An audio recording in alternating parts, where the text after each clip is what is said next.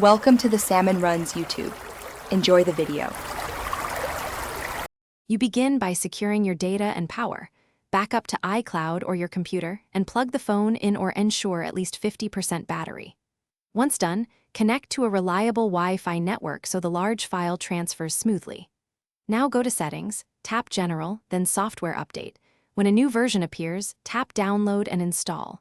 You do this first because an interrupted update risks data loss or a failed install.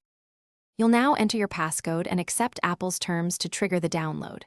While it downloads, watch the progress indicator. Large updates can take 10-30 minutes depending on your connection.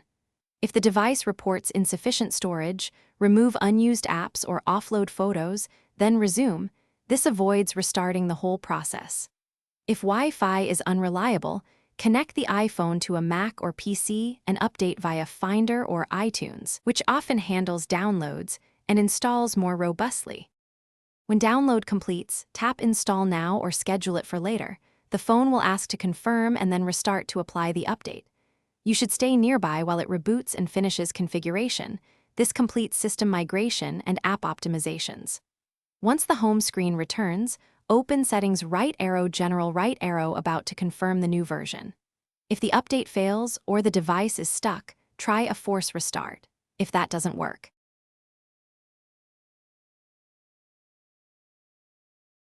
Thanks for watching. Consider subscribing if we helped you.